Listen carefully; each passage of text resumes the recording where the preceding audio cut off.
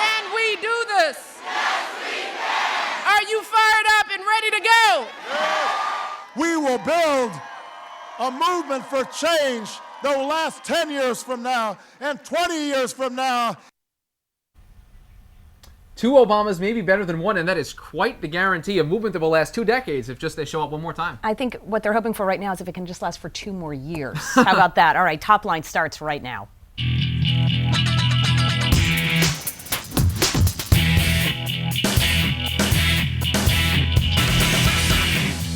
Hello and welcome to ABC News Top Line. I'm Rick Klein. And I'm Amy Walter. Every day at noon Eastern, and right here bringing you the latest in politics, everything you need to know. Twitter.com/Rick Klein, Twitter.com/Amy E. Walter. I don't know about you, but I'll take 2 weeks at this point. Let's get us through the next 2 weeks. You're right. Then we'll have a lot more to say about that. All right.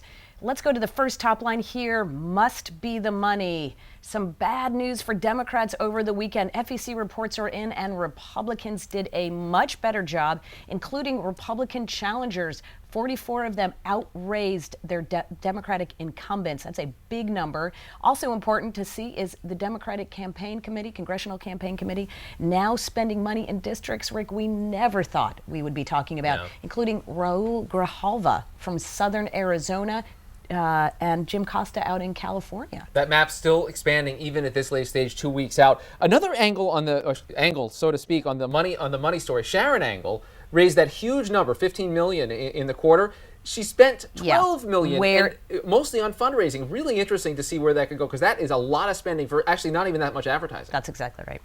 Next up today, most unpleasant. Senator John McCain out on the stump over the weekend, went on the attack, a major breach, I think, in Senate decorum. Take a look at what he said about his Senate colleague, Barbara Boxer.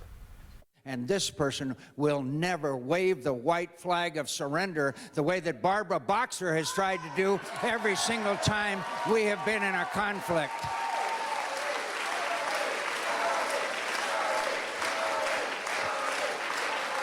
And the best part about that is the response from Carly Fiorina. She did not expect that kind of hit to be taking place. But look, we saw John McCain now going to a major escalation in the rhetoric to say that you're waving the white flag of surrender.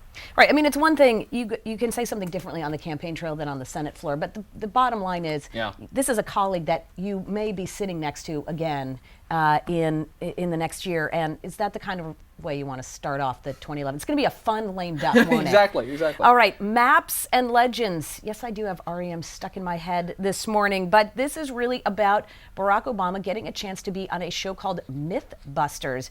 Now, for those of us wondering what urban legend he's going to bust, nope.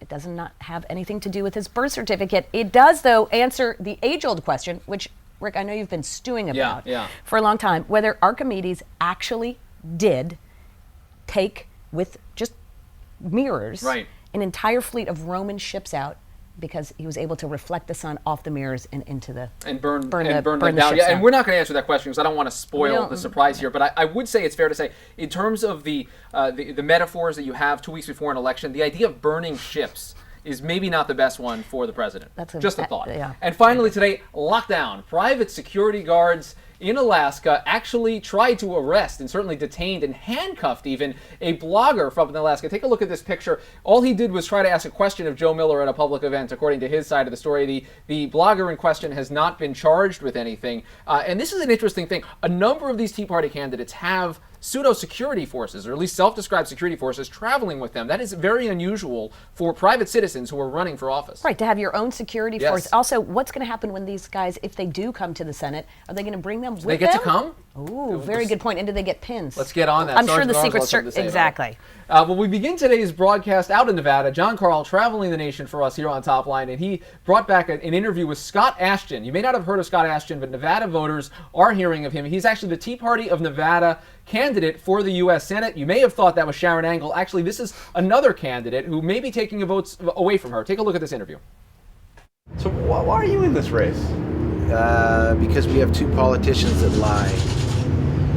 But, I mean, really, you have no chance of actually winning this thing. Well, I don't know. I mean, anything can happen with 2 or 3 weeks left, and the reality of it is that we've campaigned against the Democrats and Republicans being of the same party, and they, especially Sharon Angle, has lied about her issues. She's come off of every campaign that there is. So she claimed to be conservative in the race in the beginning. She, in the state of Nevada. But you're not saying that Sharon Angle's not really conservative, are you? I'm saying that Sharon Angle lies on her on her issues. She's come off 100% of where she was in the beginning when I supported her compared to where she is today.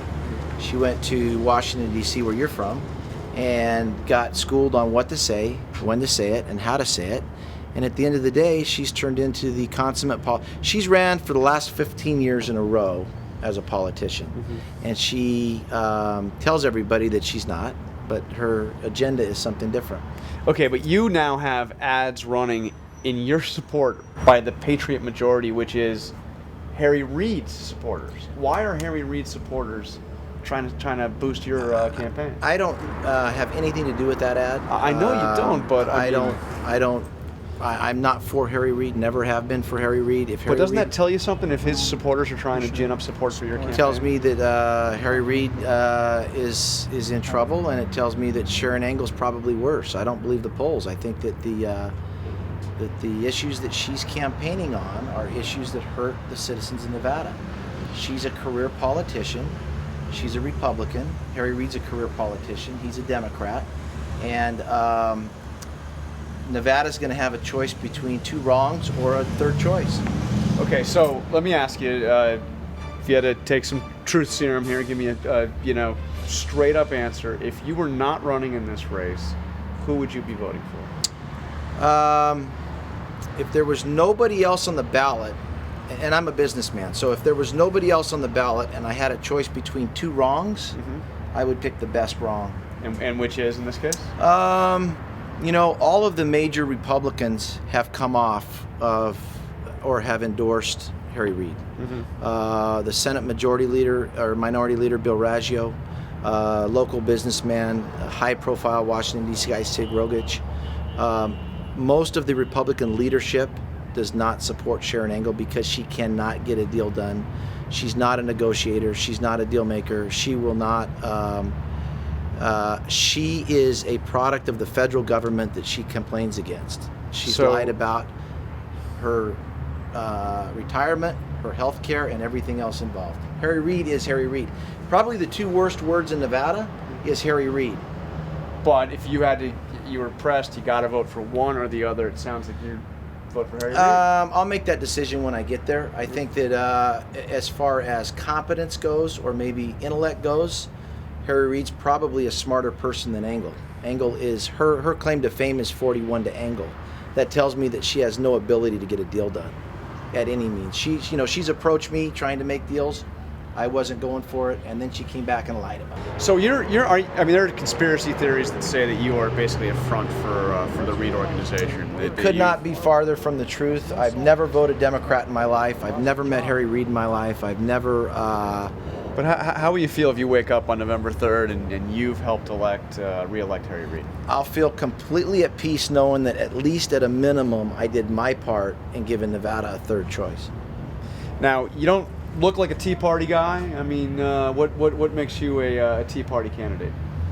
You're not with the kind of thing that first pops to mind. Well, I think a Tea Party candidate is somebody that wants change. Yeah. I think that obviously from the numbers that they're raising and the dollars that it's coming from somewhere, it's not coming from backyard barbecues.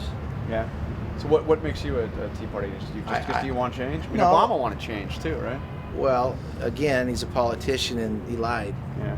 So they campaign on one thing, like Sharon Angle did, and they do something totally different when they get into office. Obama's problem is he didn't keep his word. At least with Harry Reid, you know what you got. You have a choice this election.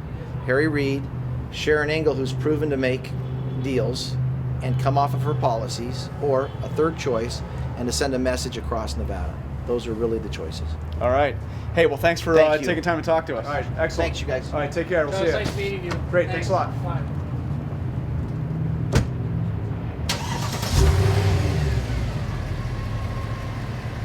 And nothing says Tea Party candidate like a $200,000 Mercedes with vanity plates like our friend Scott Ashjian right there driving off after his interview with John Carl.